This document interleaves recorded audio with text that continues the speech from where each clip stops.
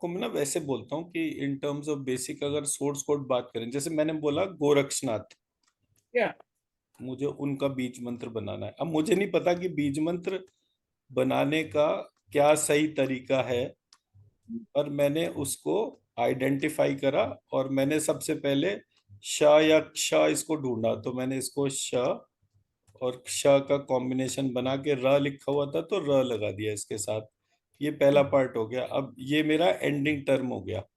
अब इसके आगे मैं आइडेंटिफाई करते रहूंगा, तो अब ये रक्ष पार्ट जो है मैंने एड्रेस कर लिया। अब नाथ और गो, गो को अगर लिखूंगा मैं तो वो लिखा जाएगा ग और व का कॉम्बिनेशन, और नाथ जो लिखा जाएगा वो न और थ का कॉम्बिनेशन। सो गवनथ श श्री एंड वाइसी वर्सा। अगर मुझे इसी चीज को न थ ग व श्री, तो मैं ऐसे करके ये दोनों बीज मंत्र को मैंने लिख लिया। अब मुझे नहीं पता कौन सा बिल्कुल एक्यूरेट है, बट एटलीस्ट एक पार्ट को, इंटेंशन को तो डाल दिया ना मैंने, डिफाइन कर दिया। सो जो भी अल्फाबेट्स हैं उनका रीअलाइनमेंट, और उसमें भी रीअलाइनमेंट के अंदर इस बात को ध्यान करना कि कौन सा पार्ट उसमें से रखना है, कौन सा हटाना है। वो कुछ एक डिवाइन गाइडेंस होती है जिसके बाद वो एकदम बन जाता है। बट जिस तरीके से मैं वो बीज मंत्र बनाता हूँ, वो कुछ चीजें, मतलब मैं अभी आंसर करने की सिचुएशन में नहीं हूँ। वो मुझे पता तो चल जाती है, बट उसका क्यों पता चली मेरे को वो नहीं पता। There can be an number of possibilities जिसको मैं आइडेंटिफाई कर रहा था कि मैं इसके कॉम्बिनेशंस बनाऊंगा तो बहुत सारे कॉम्बिनेशन बनेंगे, बट कौन सबसे जल्दी और सबसे ज्यादा कौन से कॉम्बिनेशन में एनर्जी है, वो अपने आप ही हो जाता है। मतलब उसके लिए मुझे बहुत एफर्ट नहीं करना पड़ता अब। तो ये, 42 चैप्टर्स गोरक्षनाथ का वो पूरा बुक। हाँ वो बोल रहे थे, वो कह रहे थे कि उसमें बहुत सारे, देर आर अराउंड 4,000 हर्ब्स, और जिसका उसके अंदर डिस्क्रिप्शन है डिजीजेस का जो रिजॉल्व होता है, पर वो हमें पता नहीं है। तो मैं ठीक है, अब पता चल जाएगा, क्या दिक्कत है। अब वो तो ऐसा ना, वो तो अकेले बैठे हुए हैं, तो सुबह 3 बजे उठ गए, ध्यान हाँ, लगाओ और जो मर्जी मेडिटेट करके मैनिफेस्ट कर लो। तो हाँ, जो लोगों के पास में पावर है तो उनको क्या चीज डिकोड करनी है वो वाला पार्ट है। जैसे हमारे यहाँ एक तौरिया त्रिक के टर्म है, आज का डिस्कशन हम कर रहे थे, थोड़ी देर ऑफ ट्रैक चलते हैं। वो जो तौरिया त्रिक जो है, that's what, that is something जो मेरे एक लाइफ टाइम अचीवमेंट है। मतलब आज मैं जो कुछ भी हूँ उस एक टर्म के लिए हूँ। तो मैं अपने इन लॉज के यहाँ गया हुआ था जम्मू में, तो वो लोग सब आरती को लेके मार्केट जाना चाहते थे, और उनमें से किसी का इंटरेस्ट मुझे साथ में लेके जाने का नहीं था। तो मैंने कहा ये सब जो है अब अपना जाना चाहते हैं, तो मैंने कहा आप लोग जाओ। और मैंने जो आरती की जो यंगर सिस्टर जो है, she is a professor for Kathak dance वहाँ पे जम्मू यूनिवर्सिटी के अंदर। So she is a PhD in Kathak dance. तो उसकी एक बुक रखी हुई थी कथक दर्पण, तो मैंने कहा चल मैं इतने ये पढ़ रहा हूँ, तुम लोग मार्केट घूम कर आओ। अब वो मैं पढ़ने लगा, और पढ़ते पढ़ते वहां पर एक टर्म आई तौर्या त्रिक्य। अब तौर्या त्रिक्य के लिए क्या लिखा गया था कि ताल जो है वो तौर्या त्रिक्य है, और ताल जो है वो गायन, वादन और नृतन, इसको बैलेंस करती है। गायन, वादन और नृतन।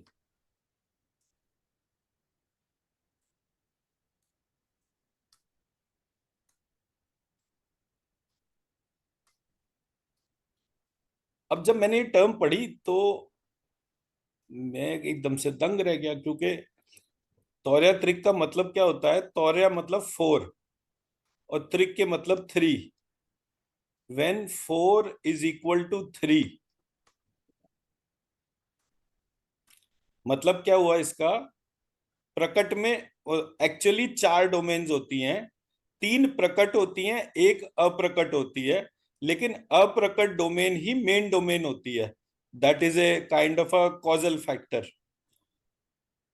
अब इसका मैं एग्जाम्पल देता हूं, एग्जाम्पल के तौर पे। अब इसको ऐसे लीजिए, singing, musical instrument and dance, इन तीनों को एक साथ जो कंट्रोल करता है उसको ताल कहते हैं। तो जो ताल है, ताल is nothing but rhythm, tempo.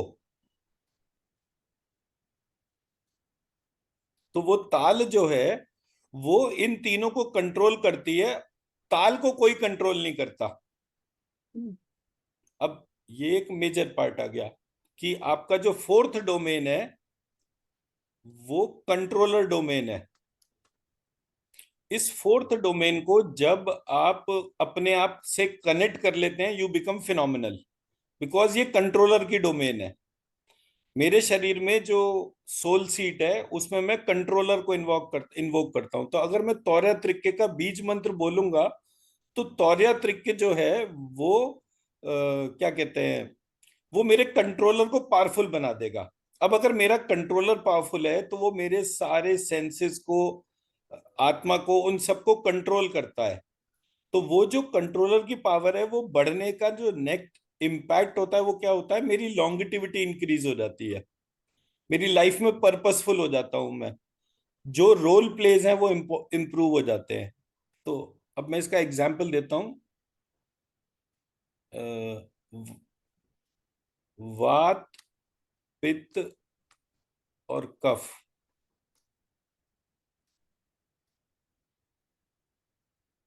और चौथी टर्म आयु।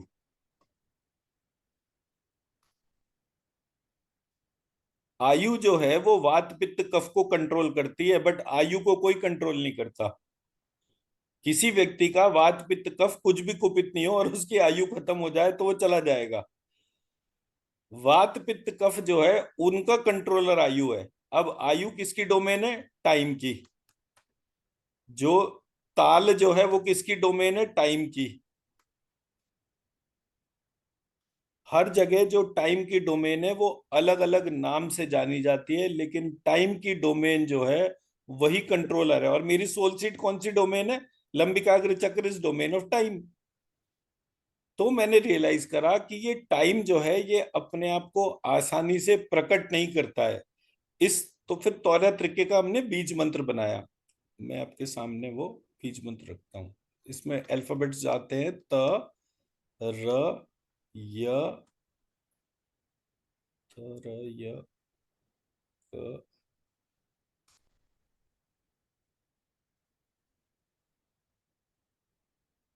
मैं इसका बीज मंत्र बनाऊंगा, य, श, क्ष, री,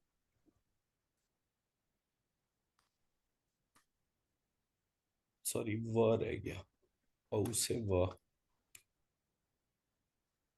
तो यश।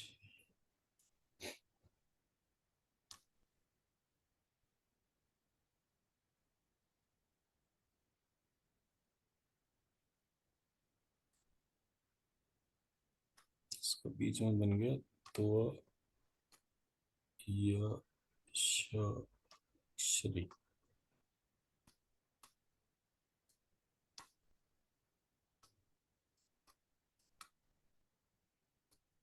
इस त्वय शक्षणी बीज मंत्र की एनर्जी लिफ्ट करिए और अपनी सोल सीट में डालिए,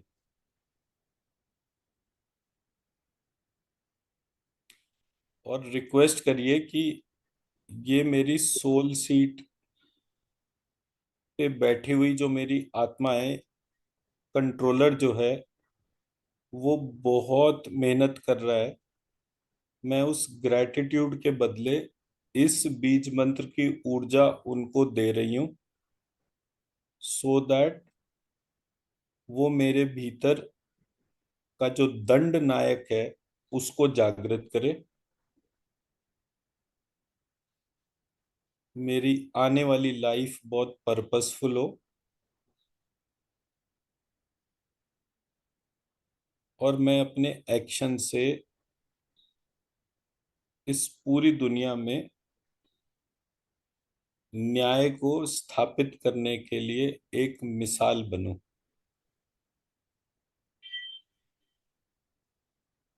how a true system functions, I should be able to demonstrate that power and use it for the benefit of mankind.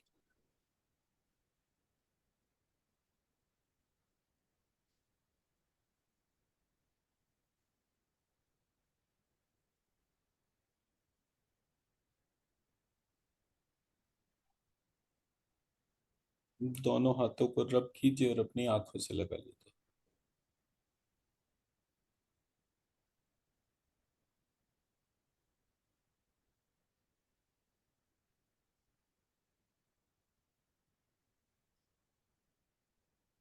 जी, क्या ऑब्जर्व किया?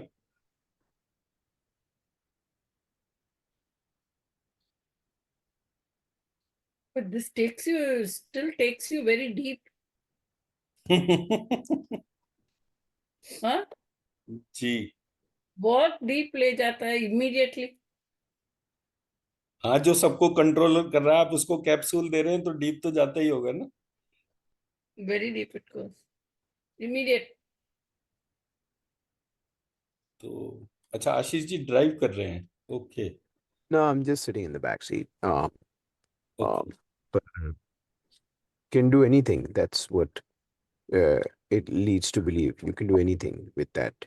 It unfolds. It इसका जो just सबसे जो ब्यूटीफुल एप्लीकेशन है, अगर आपको किसी भी सिचुएशन में कोई एक ऐसा पेशेंट मिले जो बिल्कुल लाइफ एंड डेथ वाली जिसकी सिचुएशन चल रही है, आप इस बीज मंत्र का एनर्जी उठा के उसकी सोल सीट पर डाल दीजिए, and immediately you will find a sea change in that situation. I just met someone with that. अभी किसी को मिला 25 दिन हॉस्पिटल में से अभी आज आ रहे थे पार्टी में, सीधे आना पड़ा इसलिए। आज ही मिला अभी घंटे पहले, उनको उनके लिए ये हो गया। हाँ, तो वो अब देखेंगे उसमें बहुत फर्क आएगा उनके हेल्थ में, क्योंकि टाइम की डोमेन है ना, आयु को यही कंट्रोल करता है, तो जो चीज आयु से संबंधित है उन मिस्ट्रीज को ये बीज मंत्र रिजॉल्व करता है। तो इसके बहुत ब्यूटीफुल वो है। चलिए आगे बढ़ते हैं, ये तो ऑफ ट्रैक कर लिया हमने।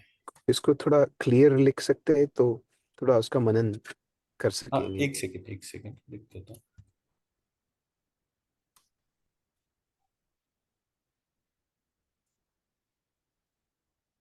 आपके लिए एक पेंसिल और या आईपैड मैनिफेस्ट कर दिया है। हाँ, ये सही करा। मेरे को बहुत ज्यादा वो लगता है कि हाँ ये चीज।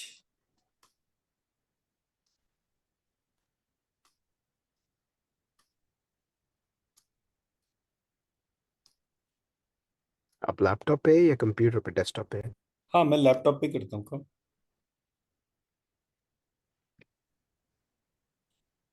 तौरिया तरीके और तुआ यशक्श्री।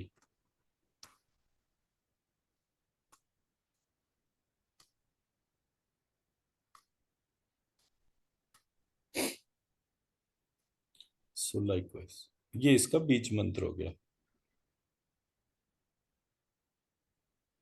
ठीक है जी।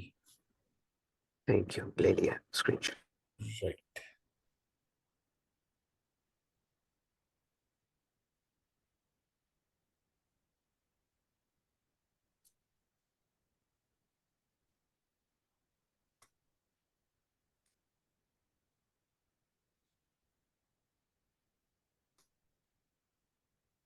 हमने ये वाला पार्ट करा था ना, लास्ट जो स्लाइड थी हमारी, जिसमें हम 24 प्रॉपर्टीज, 9 एलिमेंट्स और 5 actions, object property action relationship को ही हमने लास्ट टाइम डिस्कस करा था ना। Yeah, we did that, and then we you said look for the purpose, read about the lymphatic system. R is the water element or whatever, all that.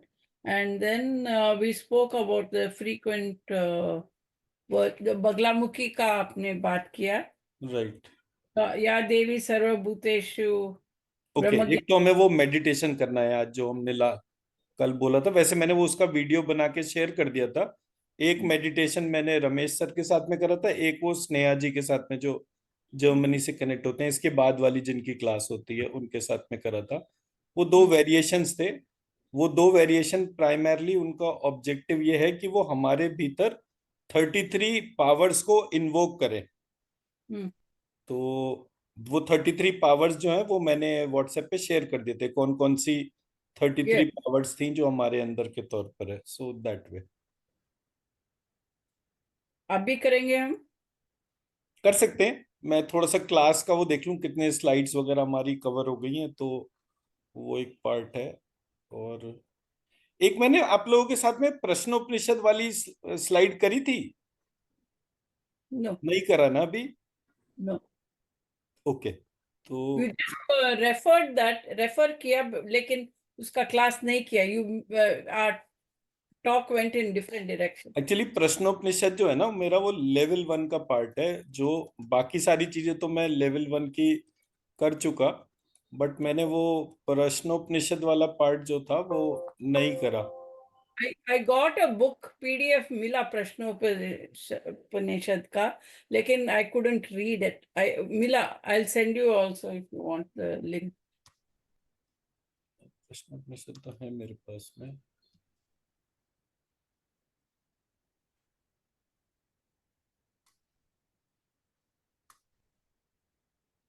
ये मेरा, एक second,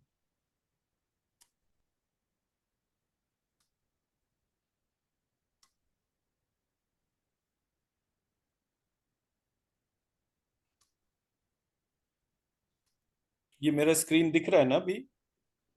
Yes. PPT हाँ जी। PPT चल रही है, स्कृति, right?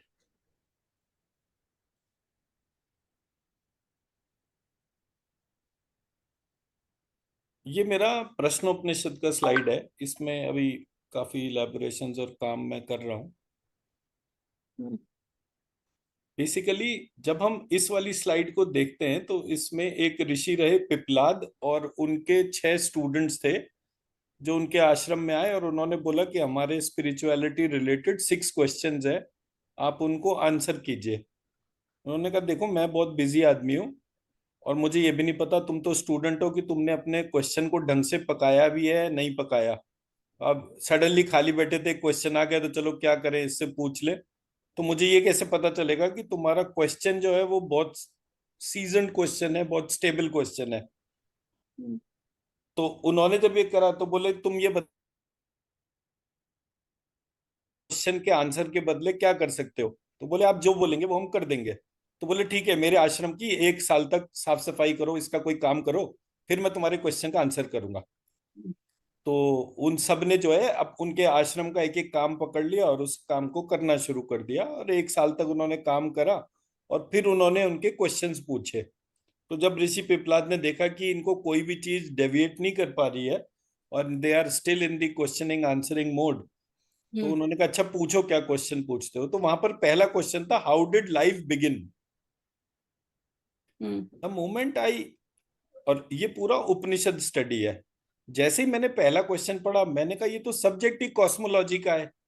ये cosmology उपनिषद के तरीके से अगर हम पढ़ेंगे तो हमें Hmm. ये कैसे पता चलेगा कि एक्चुअली पूरा साइंटिफिक स्ट्रक्चर क्या है? सो Hmm. मैंने फिर उसके बाद नेक्स्ट क्वेश्चन देखा। Next question was what is a living being? अब Hmm. What is a living being is a question which is actually pertaining to atma, क्योंकि atma is the only thing which makes somebody living. तो Yeah. Living और non living का डिस्क्रिमिनेशन सिर्फ आत्मा से होता है। तो दूसरा क्वेश्चन वो वाला था। फिर तीसरा क्वेश्चन था, उस आत्मा के बारे में बताइए, उसके क्या क्या एस्पेक्ट्स हैं, क्या क्या चीजें हैं। फिर ये जिसको हम पुरुष कहते हैं, अब पुरुष कौन है? पूरे ब्रह्मांड को एक पुरुष की शेप बोला गया। सो Hmm. अगेन वो क्वेश्चन कॉस्मोलॉजी से कनेक्ट हो गया कि पूरी यूनिवर्स में जितने भी स्टार्स हैं, अगर मैं उनको एक डॉट मान लूं तो जो इमेज बनती है वो लेटे हुए विष्णु जी की बनती है, जिसको हम पुरुष कहते हैं। तो वो पुरुष जो है उसको कौन स्टैब्लिश कर रहा है? तो वो एक बड़ा यूनिक सा क्वेश्चन हो गया। फिर वो उसमें मेडिटेशन और ये सारी चीजें जो है, ये कुछ चीजें बाद की जोड़ी हुई हैं। बट जो 6 क्वेश्चन था अगेन कि वो इमोर्टल के लक्षण क्या हैं, एंड 6 जो एस्पेक्ट है उसके तौर पे 16 पार्ट्स कौन से हैं, और that was the phenomenal part. तो देर आई रियलाइज कि ये एक बहुत ही डिफरेंट काइंड का क्वेश्चन है, जिसको कि हम सही तरह से ऑब्जर्व नहीं कर रहे कि कॉस्मोलॉजी एक्चुअली क्या आंसर कर रही है हमारी लाइफ में। तो मैंने उसके लिए जो है क्या करा, मैंने टर्म देखा नवग्रह। Hmm. अब नवग्रह से आप क्या समझते हैं? 9 planets. 9 प्लैनेट्स। ये 9 जो है वो हैं sun, moon, Rahu, Ketu, Jupiter, Saturn, Mercury. Mercury, Venus, 1 2 3 4, Mercury, Mangal, Budh, Brihaspati, Shukra, Shani, Saturn हो गया, शुक्र हो गया, शुक्र भी होता है। कौन सा बच गया? हम्म, Venus के- में केतु। नहीं वो तो राहु। लिख दिया, सूर्य, चंद्रमा, राहु, केतु, मंगल। मार्स नहीं लिखा, मार्स नहीं लिखा। मार्स केतु बोल रहा हूं, लेकिन लिखा नहीं है। केतु और मार्स। ठीक है, अब मैं इसको देखता हूं तो sun is a star, moon is a satellite, hmm, Rahu is shadow और north south pole, hmm,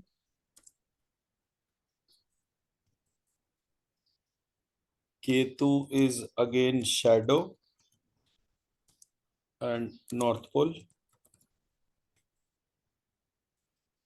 Jupiter is a planet, Saturn is a planet, Mercury is a planet, Venus is a planet, and Mars is a planet. हम्म।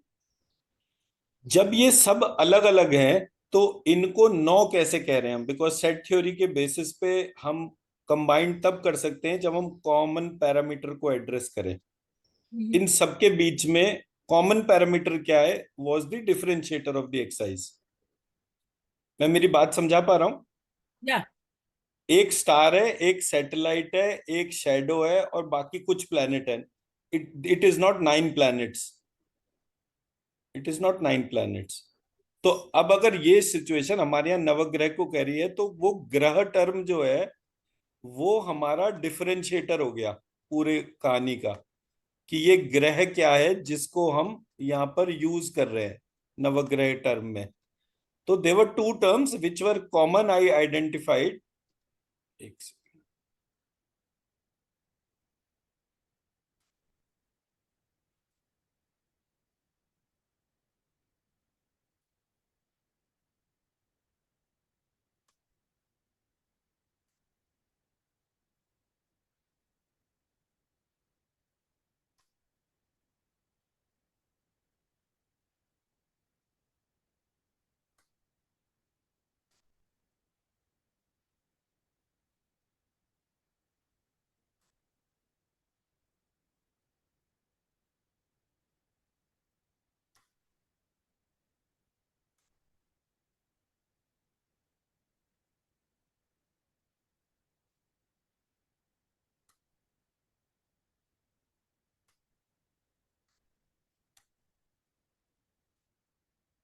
तो मैंने क्या देखा कि ये यहां पर 2 terms हैं, वन इज मोमेंटम हम्म,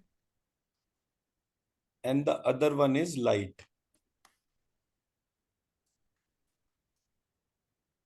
ये जो 9 टर्म थी इनका इन 2 टर्म से कनेक्शन था। एक मोमेंटम, मतलब कि ये सारे के सारे घूम रहे हैं। घूमने का मतलब ये हो गया कि इनके ऊपर इक्वल एंड ऑपोजिट फोर्स लग रहा है which is rate of change of momentum. और एक ये सबका रिलेशनशिप लाइट से है। सूर्य लाइट को क्रिएट कर रहा है, बाकी सब रिफ्लेक्ट कर रहे हैं या एब्जॉर्ब कर रहे हैं। मतलब राहु केतु जो है, अगर मैं एक स्फेरिकल बॉडी लेकर चलूं तो वो स्फेरिकल बॉडी जो है ये सन से लाइट आई और ये एंड पर, ये नॉर्थ पोल और साउथ पोल के एंड पर जो लाइट कट गई, हम्म, तो वो जो लाइट कटी वो लाइट कितनी थी वो मेरे पार्ट जो है क्वेश्चन का बन गया। उसी तरह से जो लट्टू होता है वो जब घूमता है तो उसका जो दोनों एंड्स होते हैं जिनको हम पोल्स कहेंगे उस लट्टू का, वहां पर जो मोमेंटम है वो सबसे स्टेबल या जीरो डोमेन के आसपास होता है और वो एक स्थिर डोमेन में रहता है। तो मुझे पता चला कि लाइट और मोमेंटम जो है वो दो डोमेन कॉमन थी जो इनको नवग्रह बनाती थी। बाकी और कोई एस्पेक्ट मुझे नहीं समझ में आया, क्योंकि F is equal to G m1 m2 upon r², ये हमारा स्कूल में पढ़ने वाला फॉर्मूला था कि दो मास पिंड के बीच में कितना फोर्स होता है, और फोर्स के लिए dp/dt वो टर्म यूज होता था। तो ऐसे करके मैंने मोमेंटम और लाइट दो चीजों को आइडेंटिफाई करा पूरे प्रोसेस में। अब मेरे पास जो सिचुएशन आई वो कैसे आई, मेरे ऊपर नेट लाइट और नेट मोमेंटम कैसे है। मेरे ऊपर लाइट आई सूर्य से, प्लस मेरे ऊपर लाइट आई जो मून से रिफ्लेक्ट होकर मेरे पास आई, प्लस मेरे पास वो लाइट जो मेरे अर्थ के नॉर्थ पोल और साउथ पोल पे कट गई, यानी राहु केतु वाली लाइट। फिर मेरे पास जो 5 प्लैनेट थे उनसे लाइट रिफ्लेक्ट होकर आई। ऐसे करके मेरे पास total light of the solar system आ गई। ऐसी आई। मैं मेरी बात समझा पा रहा हूं? Okay, can you just repeat again this part, this slide? देखिए, आप अपने आप को जमीन पर खड़ा महसूस करिए थोड़ी देर, और आप देखिए कि आपके पास में सूर्य जो कि लाइट को क्रिएट कर रहा है वो आपकी तरफ लाइट भेज रहा है। Yeah. फिर वही लाइट जो है जो वो आपके पास भेज रहा है उसका एक पार्ट मून पे रिफ्लेक्ट हो रहा है और रिफ्लेक्ट होके आपके पास आ रहा है। अर्थ के क्योंकि दोनों पोल्स हैं तो वो पोल्स पे कुछ लाइट कट रही होगी, तो आपने वो भी लिख लिया। फिर कुछ लाइट है जो कि आपके बाकी प्लैनेट्स पे, जुपिटर, सैटर्न, मार्स, वीनस, उन पे जा रही है, रिफ्लेक्ट होके आपके पास आ रही है। ऐसे करके आपने total light because of solar system identify कर लिया। ऑन दी सेम लाइंस इसी तरह से total momentum because of solar system आ गया, momentum on earth because of sun, momentum of earth because of moon. ऐसे करके आपके पास वो वाला मोमेंटम भी आ गया। आपने नेट मोमेंटम सोलर सिस्टम का आइडेंटिफाई कर लिया। अब ये जो आपने मैं मेरी बात समझा पा रहा हूँ शालिनी मैम? Yes, yes. हाँ, तो मैं ये पार्ट कहना चाह रहा हूं कि मैंने जब लाइट और मोमेंटम को देखा बिकॉज ऑफ सोलर सिस्टम, तो मैंने टर्म बनाया light and momentum because of universe. Light and momentum because of universe, light and momentum because of universe at point 0.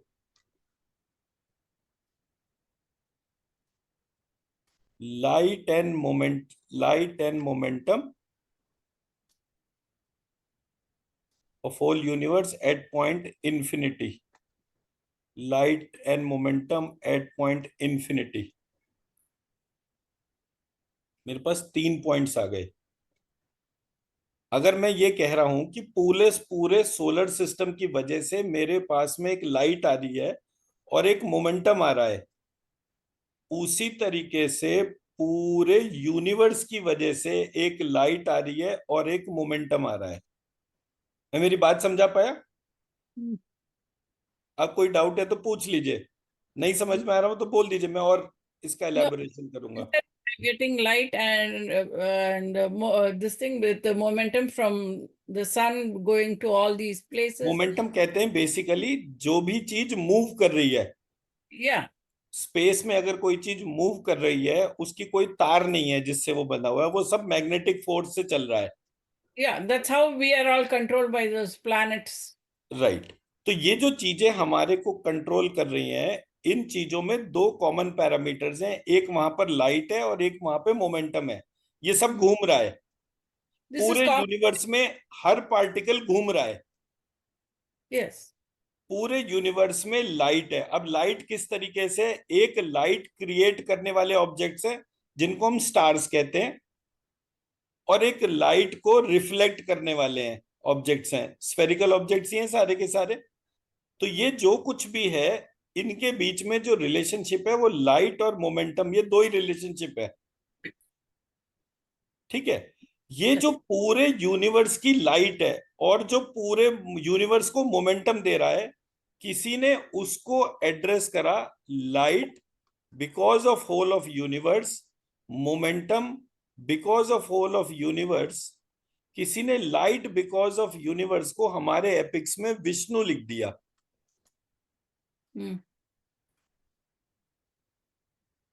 किसी ने पूरे मोमेंटम को, जिसका रीजन यूनिवर्स है, उसको लक्ष्मी लिख दिया। Hmm.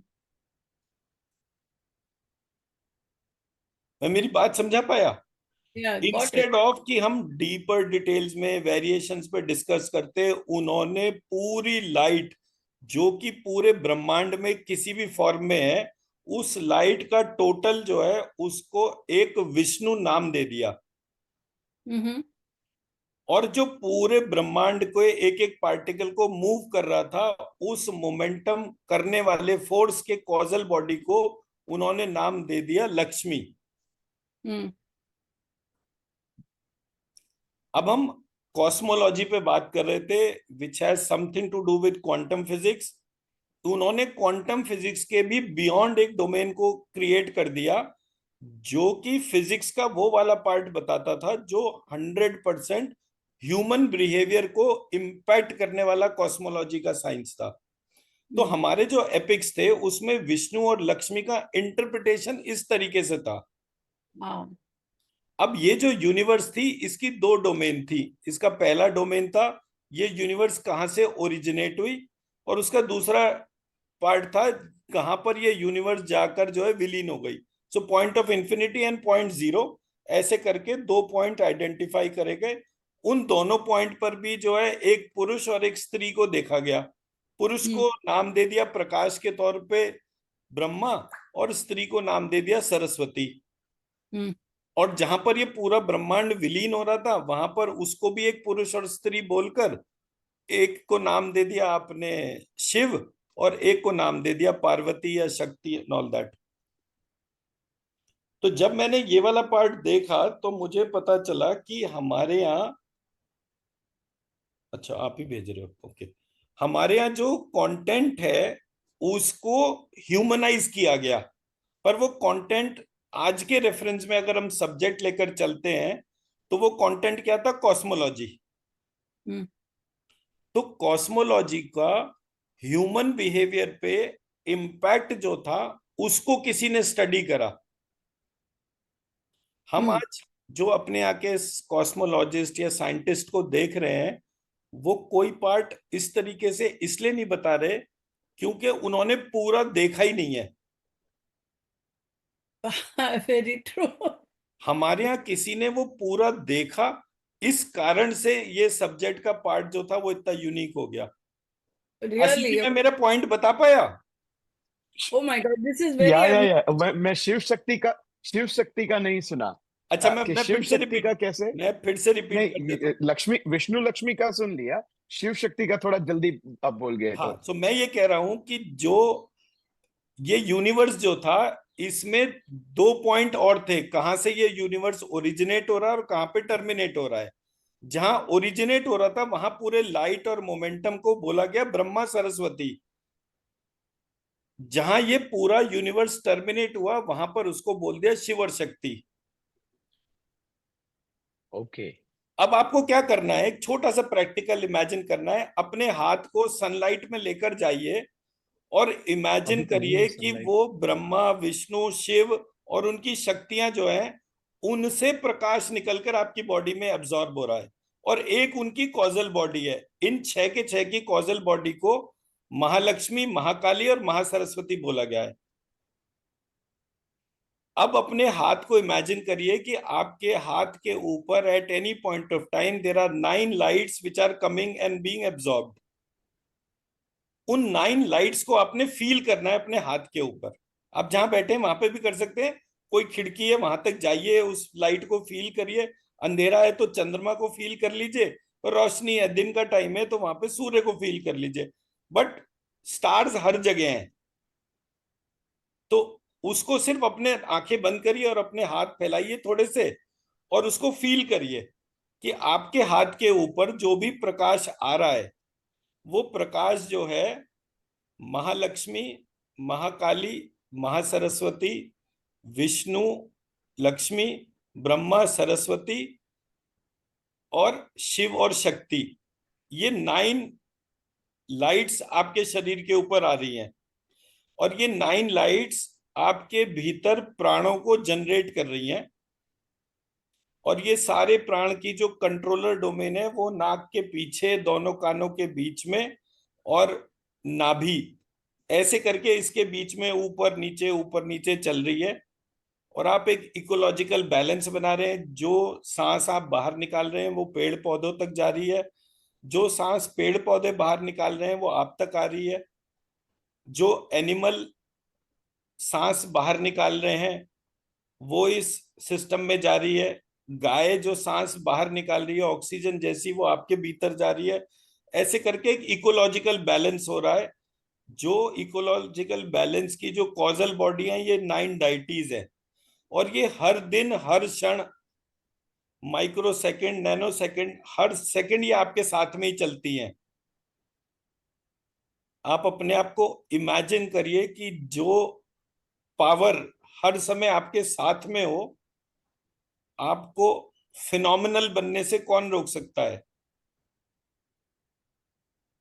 अपने कंट्रोलर को ये रिक्वेस्ट करिए कि ये मेरी कॉन्शियस डोमेन के अंदर ये जो 9 पावर्स आई हैं इनसे मेरा संबंध हर समय बना रहे, और मैं हर समय इनको फील करूं। जब जब मैं अपने आप को किसी ऐसे इमोशन में चाहूं जहां मुझे बहुत सारी शक्ति चाहिए, तब तब मेरा कॉन्शियस कनेक्शन इनसे बन जाए।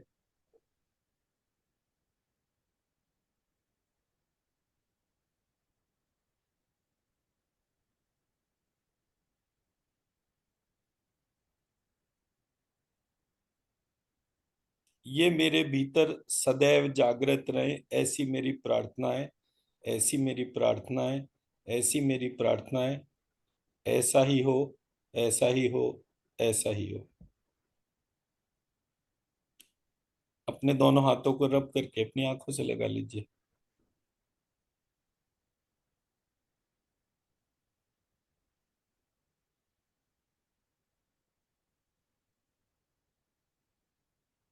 Very nice, very nice. It feels, it makes you feel more confident. Abhi, you know, have the, confident क्या मैडम, ये इमॉर्टल बना देता है। I know. आप जो है वो Is- मतलब किसी भी मेरे चीज में जो है मुंह की बात आपने ले ली अभी। इमॉर्टल वही बन मैं जाते बोल हैं। रहा था। कॉन्फिडेंस तो बहुत छोटा टर्म है। आपको कुछ भी मैनिफेस्ट करना हो, वो पावर आ जाती है आपके भीतर। And yes. and it's miraculous. It is a conscious effort to become a divine entity, connecting or invoking divine within you. Oh my God, this was the वाह। best explanation of Vishnu, Lakshmi, Shiva, and Parvati, and एकदम Brahma. जोर का झटका, एकदम I- pure I- से लगा दिया आपने। क्या कमाल का! I swear God has chosen you to come to this world. You're not an ordinary person. Ordinary कैसे हो सकता हूँ? जो इन 9 डाइटीज से हर समय कनेक्टेड रहे और सबके भीतर उसको इन्वोक कर एब्सोल्युटली। दे, वो ऑर्डिनरी Really, कैसे हो सकता है? you just leading a simple life, but you're not ordinary. ये तो समझ गई। A deep understanding of each thing. You are here to change the world. नहीं, वो एक अलग बात है। वो किस लिए है वो पर्पस तो वो जाने, बट मैं मेरे काम को बड़े ईमानदारी से कर रहा हूँ, despite of anything. Yes. No. You will achieve what you have in mind. You will definitely achieve. तो So, प्रश्नोपनिषद इसलिए इंपॉर्टेंट है। अब आप लोगों का इसको चाहे होमवर्क के तौर पे गिन लीजिए, कैसे भी प्रश्नोपनिषद का पीडीएफ उठाकर जब भी आपको टाइम मिले आपको पढ़ना है, with this frame of mind in reference, considering वो ऋषि जो है, जैसे जो पार्ट मैं यहाँ पर बता रहा हूँ वो ऋषि ने भी उन 6 स्टूडेंट्स को यही एस्पेक्ट बताया, और उसकी डीपर डिटेल्स है। उसने उसको टाइम से कनेक्ट करा, उसने उसके सीजन से उसको कनेक्ट करा, उसने ट्रांसफॉर्मेशन से कनेक्ट करा। तो जब आप प्रश्नोपनिषद को इस प्रकार से पढ़ेंगे with this frame of mind in reference, आप उसके डीपर मीनिंग्स को समझेंगे। और जब आप उसके डीपर मीनिंग्स को समझेंगे, आपको डे टू डे एक्टिविटीज में उसकी बहुत यूसेज वो आएगा। ब्यूटीफुल। very nice. वो उस दिन मैं आपने बोला ये पढ़ो, So I went and searched and immediately got the PDF, but I had no this thing to, because of I had to go and move my kids' apartment के लिए सब ये करना था, then got caught up. So I shared the PDF with Ashish and think now I put it in the group, सबको मिले. तो मैंने कैसे ऑब्जर्व करा कि हमारे यहाँ एक साइंटिफिक पार्ट था जो कि नेक्स्ट जनरेशन का था। जैसे अभी पूरी दुनिया फिजिक्स में क्वांटम फिजिक्स को लेकर चल रही है, हमारे यहाँ जो फिजिक्स थी वो क्वांटम फिजिक्स के भी बियॉन्ड थी, बिकॉज वो ह्यूमन बिहेवियर से भी उसको इन्वोक करती थी। तो क्वांटम फिजिक्स, और इसको आप आत्मिक फिजिक्स कह सकते हैं। तो जो आत्मा वाली जो फिजिक्स थी कि हमने उस पार्ट को क्वेश्चन करा, उस सब्जेक्ट का आंसर हमें एक उपनिषद के अंदर मिल रहा है। तो उपनिषद में जो पार्ट दे रखा था वो एक स्पिरिचुअल टेक्स्ट बन गया। अब स्पिरिचुअल टेक्स्ट हमारे यहाँ कहीं भी वो रेलेवेंस में तो गिना नहीं जाता, it is a non scientific document. वो साइंटिफिक है बट उसका परसेप्शन नॉन साइंटिफिक है। क्योंकि अगर मुझे कोई चीज डिमॉन्स्ट्रेट करनी है तो मैं आप लोगों को किसी भी एक ऐसे गैजेट से, जो जैसे कि क्रिलियन कैमरा हो गया या कुछ भी उस तरीके का जो है, वो उससे कनेक्ट कर दूं, और कनेक्ट करने के बाद सिर्फ आपको ये बोलूं कि अब आप अपने हाथ स्प्रेड करिए, अपने थॉट में फील करिए कि आपकी स्किन के ऊपर जो भी लाइट आ रही है वो इन 9 डाइटीज से आ रही है। क्रिलियन कैमरा अगर आपकी इमेज कैप्चर करेगा immediately without anything, just by changing a thought, आपके जो एनर्जी लेवल्स हैं वो चेंज हो जाएंगे। You feel so blessed, powerful, strong, immortal. ये इस टाइप के फीलिंग्स आपके अंदर आएंगी। जो नेगेटिव फीलिंग्स है वो वहां पर उस समय नहीं होंगी। तो आपका ऑरा इंप्रूव हो जाएगा। ऑरा इंप्रूव होने पर वो क्रिलियन कैमरे ने मेजर कर लिया, तो it will become something as a scientific document to present to the world. और तब आप बोलोगे कि बताइए ऐसा क्या हुआ इस 5 सेकंड के डिफरेंस में कि सडनली मेरी ऑरा बढ़ गई। Yeah, I do feel very warm all around. होगा, होगा। Warm.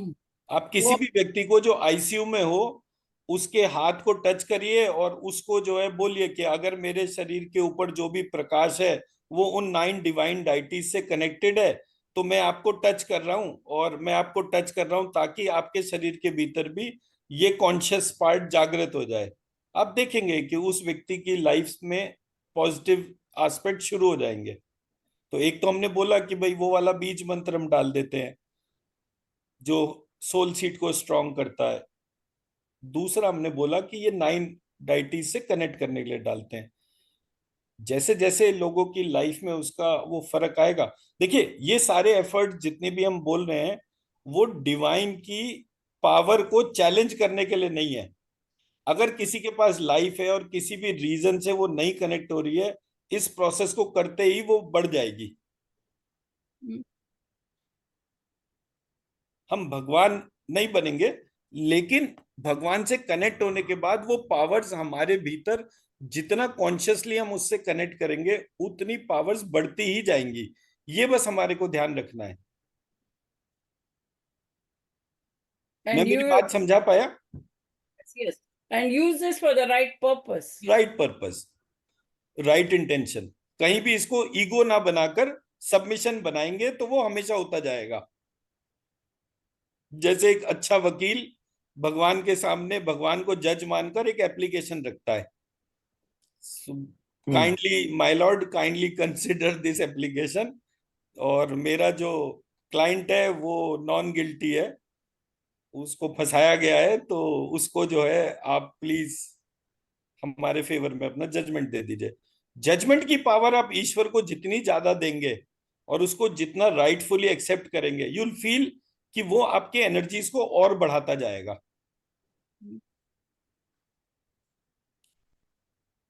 तो हमारे यहाँ जो श्रीमद् भगवत गीता में बोला गया है कि कर्म कर, फल की चिंता मत कर। कर्म ये है अपने आप को कॉन्शियसली उससे कनेक्ट करना, और जो भी हमारा रोज का टाइम है, जो भी हमारा टारगेट है, उस टारगेट से उसको कनेक्ट करना। वो हर एक के हिसाब से। आशीष जी ने बोला मेरा बिलियनर टारगेट है, मेरे को उस पे इस रोल प्ले को करना है। शालिनी जी ने बोला मेरा ये लॉ वाला पार्ट है, ये मुझे कनेक्ट करना है। हम कुछ भी करें, see I am just putting examples, हम कुछ भी करें, it should be a role in the society. It should create and it should protect the right ones. हमारा नॉलेज का बेनिफिट ही तभी है जब वो दूसरे के काम में आ रहा है. अगर वो दूसरे के काम में नहीं आ रहा और एक राइटफुल एक्शन स्टैब्लिश ही नहीं हो रहा, तो हम सभी लोग सफरर हो सकते हैं. True, in some way or the other. भाई देखिए, मेरे को अच्छी तरह याद है वो जब ये शाहरुख खान का बेटा जब ड्रग्स वाले केस में फंसा था और सारा कुछ हुआ था, और उसने उससे कुछ टाइम पहले, मतलब वो तो सारे लोग हैं उस, जो एडिटर्स हैं, वो न्यूज रीडर्स वाले, जो उन्होंने एक वीडियो क्लिपिंग भी दिखा दिया कि इसने एक इंटरव्यू में बोला कि यार मैं तो चाहता हूँ मेरा बेटा ड्रग्स ले, मेरा बेटा ये करे वो करे. तो बकायदा वो वीडियो प्रूफ था सामने. आपके थॉट्स आपके सामने ही मैनिफेस्ट हो रहे हैं. आप चाहते क्या हो और क्या चीज के तौर पे एक्शंस हो रहे हैं, वो एक क्लियर कट कनेक्शन है. ये तो हमारे घर परिवारों में क्या होता है, जो लोग हमारे फैमिली मेंबर्स होते हैं ना, जैसे अगर किसी के घर में मैंने देखा फादर या मदर बहुत ज्यादा प्रेयर्स करते हैं, बहुत ज्यादा पूजा पाठ करते हैं, उनको कोई फल मिले या ना मिले, उनका बेटा बिल्कुल पूजा ना करता उसको वो फल मिल जाता है. ऐसा मैंने बहुत बार देखा, बहुत सारे घरों में देखा. तो मुझे पता चला कि ये प्रेयर्स कभी भी वेस्ट नहीं जाती हैं. ये वहां जाती हैं जहां सबसे ज्यादा गैप एरिया होता है. हमें वो गैप एरिया पता नहीं होता. अब क्योंकि नहीं पता तो ठीक है, बट ऐसा नहीं है कि ये चीज अपना इफेक्ट नहीं कर रही है. मेरा कहीं भी पूरे प्रोग्राम में, जैसे मैं कहता हूँ ना कि ये ओम है, ये बाकी सारे हैं, आप कुछ भी करो, अगर आपके इंटेंशन में डिवाइन से कनेक्ट होना है, कोई कितनी भी चीजें आपके टेक्स्ट में गड़बड़ कर दे, ये तो होगा ही नहीं कि वो फिटाइल या वेस्ट हो जाए. इट इज जस्ट दैट कि उसके रिजल्ट्स में थोड़े टाइम लग जाएंगे. वो रिजल्ट अगर थोड़ा सा लेट हो जाएगा, वो क्या कहते हैं, justice delayed is justice denied. भगवान के घर में देर है अंधेर नहीं. हाँ, तो मेरा कहना यह है कि भगवान के घर में देर भी नहीं है, वो भी इंस्टेंट होता है. किसी ने वो लॉ की प्रोसीडिंग को ही डिले कर दिया, इसलिए ये देर हुई. तो मैं तो वो प्रोसीडिंग्स चेंज कर रहा हूँ कि जो है माय ऑर्डर माय लॉर्ड या ये सब कमांड बोलने के बजाय सही कमांड डालिए, और सही कमांड इस तरह से काम करती है. सीधा तो मैं चेम्बर में. तो सही कमांड के तौर पे कनेक्ट कर रहा हूँ. हर समय अपने आप को कोर्ट ऑफ लॉ के बीच में देखिए, और वो कोर्ट ऑफ लॉ जो है वो तुरंत वहां पे एप्लीकेशन टेकअप होगी. यहाँ पे दो लॉयर्स बैठे हुए हैं तो लॉ में ही बात करेंगे ना. तो तो वो जो एस्पेक्ट है बड़े इंटरेस्टिंग है और बड़ा मजा आता है. और सबसे बड़ी बात क्या है ना, मेरा जो कोर स्ट्रेन जो है उसमें सबसे ज्यादा इंटेंशन में प्रॉब्लम सॉल्विंग के ऊपर लेकर चलता हूँ. और मेरा इनिशियल पार्ट में क्या था, जब मैंने एस्ट्रोलॉजी पढ़ना शुरू करा, my father was also very good astrologer. मेरे मामा बहुत अच्छे एस्ट्रोलॉजर हैं अभी. मेरे गुरुजी बहुत अच्छी एस्ट्रोलॉजी जानते थे. तो मैं हमेशा ये बोलता था कि आपको ये तो पता चल गया कि कल सुबह आपका एक्सीडेंट हो गया, लेकिन आपके पास रेमेडी क्या है कि वो ना हो. अगर आपके पास में रेमेडी नहीं है तो उस इंफॉर्मेशन का क्या फायदा. आपने बोल दिया कि भाई मेरे को जो है डायग्नोस्टिक्स में पता चल गया कि कैंसर है, तो मैंने वो कैंसर के हिसाब से, अब पता चल गया कि कैंसर है और आपने कहा भी इसका सॉल्यूशन कोई नहीं है, इलाज कोई नहीं है, तो उस डायग्नोस्टिक्स का भी क्या फायदा हुआ. Exactly. आप कितनी चीजें उससे रिजॉल्व कर पाओगे. आप उल्टा पूरे प्रोसेस को फास्ट वो कर दोगे. एंड विच इज व्हाट, जब मैंने मेडिकल रिपोर्ट्स वगैरह पढ़ने शुरू करे तो मुझे पता चला कि ये जो क्या कहते हैं इसको, Medical astrology में नहीं नहीं, मेडिकल सर्जरी नहीं, वो जो एक पेट स्कैन जो होता है, scan, हाँ. तो पेट स्कैन क्यों होता है आपको पता है? मैं पति को किया था नंबर. क्यों होता है बताइए. They will know, they can pinpoint the exact position and exact growth. PET scan में जो डाई बॉडी के अंदर इंजेक्ट करी जाती है, वो एक प्रकार का न्यूक्लियर प्रोसेस शुरू कर देती है. और उस प्रोसेस के इनिशिएट होने के बाद जो सबसे बड़ा फर्क आता है वो ये आता है कि व्यक्ति का जितना भी कैंसर होता है वो ट्रिगर होना शुरू हो जाता है.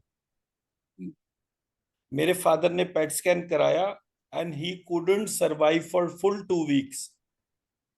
Oh, वो इतना तेजी से स्प्रेड होना शुरू हो गया। क्यों? क्योंकि वो एक न्यूक्लियर डाई डालते हैं और आपको जो है जिस चेंबर में रखते हैं उसमें हाई मैग्नेटिक फील्ड होती है। एज अ रिजल्ट जिसका ट्रिगर नहीं हो रहा होता वो भी ट्रिगर, फास्ट ट्रिगर हो जाता है। तो हमारा जो डिटेक्शन के जो अप्रोचेज है वो इसलिए हैं। और आप ये देखिए पूरी रिसर्च रुकी हुई है, बिकॉज हम तो जो काम करते हैं उसमें सब तरीके के लोग हैं। There are good number of microbiologist also. वो कहते हैं कि जी पूरी दुनिया में इस बात का फाइट चल रहा है कि कैंसर का जो डिटेक्शन जो है it should not be based on ये जो ये हाई एंड डिवाइसेस है, ये हमेशा ब्लड बायोमार्कर से होना चाहिए। बट वो ब्लड बायोमार्कर को बहुत ज्यादा इंडस्ट्री सपोर्ट नहीं कर रही है कॉमर्शियल इंटरेस्ट की वजह से। तो true. बोले अगर आपको ब्लड बायोमार्कर से पता चलता है तो आपका कैंसर का स्प्रेड होने का स्पीड ही स्लो डाउन रहता है। Definitely.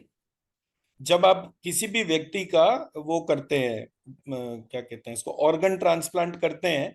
सो ऑर्गन ट्रांसप्लांट के पहले एक आपको वो एक उसका शॉट दिया जाता है जो कि आपके ब्रेन की उस इंटेलिजेंस को खत्म करता है जो फॉरेन बॉडी पार्ट को डिस्क्रिमिनेट करती है। And so that it accepts it. तो वो सारी की सारी चीजों को एक्सेप्ट करने के तौर पे वो शुरू होता है। सो ऐसे करके छोटी छोटी चीजें हैं जो हमारे प्रोसेस को कॉम्प्लिकेट करती हैं। और इसीलिए ऑर्गन ट्रांसप्लांट वाले लोग बहुत ज्यादा उनकी लाइफ नहीं होती वो। And I've seen that that in some of the cases where they've done organ transplant, समझो ये आदमी कभी पीता नहीं था, किसी और का जब डाला वो पीने वाला आदमी था, वो पीना शुरू किया। अच्छा, And you ये know, तो मुझे नहीं पता। yeah, पर सिर्फ मैंने एक एस्पेक्ट को इसमें देखा था कि ये मतलब ये थोड़ा सा पिक्चर वाला ज्ञान है ये वाला। वो पीना शुरू करना और वो वाला जो पार्ट है वो बड़ा वैसा नहीं है। It is something to do with in terms of blood के बनने में जो इंटेंशन लगता है, वो इंटेंशन जो है वो इम्पैक्ट करता है, ये तो आप कह सकते हैं।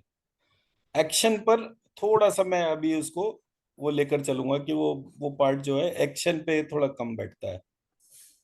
because see that organ was in another body, and it was it has all the memories of those whatever totally देखिए different. मैं Yeah, मैं आपकी but बात को ये that's नहीं what कह he रहा is कि आप गलत explaining. कह रहे हैं, Like, मैं कह रहा हूं उसको सिर्फ इंटेंशन कहकर छोड़ दीजिए कि जो इंटेंशन उस बॉडी पार्ट में, या वो जैसे किसी को हम ब्लड चढ़ाते हैं ना, मैंने मेरा खून किसी और को दे दिया, तो ऐसे करके जब आप वो इंफॉर्मेशन को बोलेंगे इट लुक मोर ऑथेंटिक कि इंटेंशन भी तो जाती है। अगर मैं किसी को ऑर्गन ट्रांसप्लांट के तौर पे दे रहा हूं तो जिससे मैंने ऑर्गन लिया उसका इंटेंशन भी तो मेरे पास में आएगा। ब्लड लिया किसी का मैंने तो उस ब्लड बनाने वाले का इंटेंशन भी मेरे साथ में आएगा। तो my health aspects are different. तो Yes. So that's why I am saying कि वो हमारा थोड़ा सा लैंग्वेज का वो मिसयूज हो जाएगा तो अर्थ जो है वो गड़बड़ हो जाएगा। और मैं थोड़ा कोशिश करता हूँ कि हाँ ये बारीक वाले पॉइंट्स के ऊपर जरा करूँ काम, ताकि मैं उस प्रोसेस को रिवर्स करने के लिए कुछ ऑल्टरनेटिव मैकेनिज्म, जैसे आपने एग्जाम्पल दिया कि ये पीता नहीं था उसको प्रॉब्लम हो गई, अगर मैं उस तरह से उसको पुटअप करूँ ना तो हमारे यहाँ जो इस समय मेजर दुनिया भर में जो बीमारियां बढ़ रही हैं वो ऑटो इम्यून डिसऑर्डर्स हैं। ऑटो इम्यून डिसऑर्डर में क्या होता है, मैंने कभी पूरी जिंदगी शराब नहीं पी, सडनली मेरा किडनी फंक्शन करना बंद कर देता है। तो जब मैंने इसको पूरे बीमारी को पढ़ा तो मैंने देखा कि अग्नि पुराण के अंदर ब्रह्म ज्ञान वाला जो चैप्टर है दैट वर्क्स मिराकुलसली, और हम किसी भी व्यक्ति का 15 दिन के अंदर उसका ऑटो इम्यून डिसऑर्डर में फर्क ला देते हैं with in 15 days time guaranteed. क्योंकि ये मेरा और आरती का ये बड़ा स्ट्रॉन्ग स्ट्रेंथ है। Mm. और ऑटो इम्यून डिसऑर्डर की वजह से ही इतने सारे ऑर्गन ट्रांसप्लांट हो रहे हैं। एक्चुअली उतने ऑर्गन ट्रांसप्लांट की रिक्वायरमेंट भी नहीं है, बट बहुत बड़ी इंडस्ट्री हो गई है अब organ transplant. It is more than, for India it is around 25,000 crore per year. इतना बड़ा मार्केट है। और